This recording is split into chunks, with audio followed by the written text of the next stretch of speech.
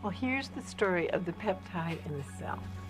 The peptides find the receptors and dock onto them and stay attached, and they come off, and then they can come back on again. And while they're there, they are changing the cell.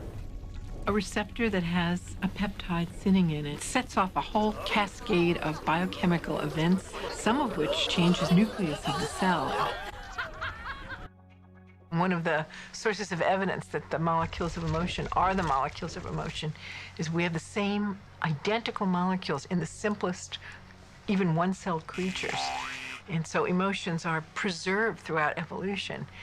I mean, endorphins are in yeast and tetrahymena, simple one-celled organisms. So pleasure is so basic, and we were designed to run on pleasure. I think we're addicted to pleasure, and our brain is set up to record pleasure and seek pleasure. And that's the final end point, is to find pleasure and avoid pain. And that's what drives human evolution. I'm hungry. The cells are yelling up to the brain saying, hungry! We haven't gotten our fix today. And it's going to start sending impressions to the brain, and the brain is going to start to formulate imagery. It's going to sound like voices in our head. I'm hungry. To think of a reason why we should be depressed. I'm hungry. Think of a reason why we should be confused. Think of a reason for our own suffering. And the body is going to be telling the brain that it's not getting its chemical needs met. And so the brain will then activate and start going to our past situations and flashing pictures to our frontal lobe. Oh yeah! We've commandeered an entire serving plant!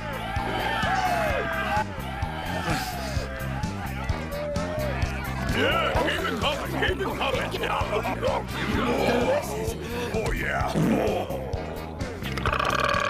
Addiction is a very powerful word.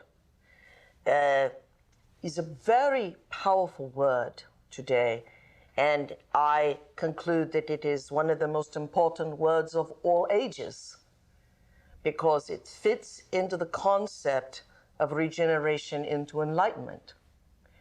And unless we understand addictions, no one here or in your audience will ever understand their own bodies. So you tell me what your modern word means, addiction. Well, my definition of an addiction is something really simple. Something that you can't stop. We bring to ourselves situations that will fulfill the biochemical craving of the cells of our body by creating situations that meet our chemical needs. It always happens to me. Every day.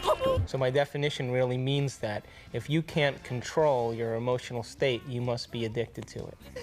Oh, this ruins everything. The people that we really love are people who are willing to share our emotional needs, our feelings, whatever they are.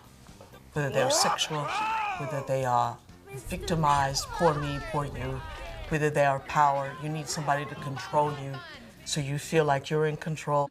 When I talk about being addicted to emotions and being addicted to chemistry, most people don't even know that they don't even know that they're addicted to their emotions, because that's just the normal way of being. But that describes humanity. Don't dip your half-eaten shrimp back into the cocktail sauce. Everyone is addicted. I don't care who they are.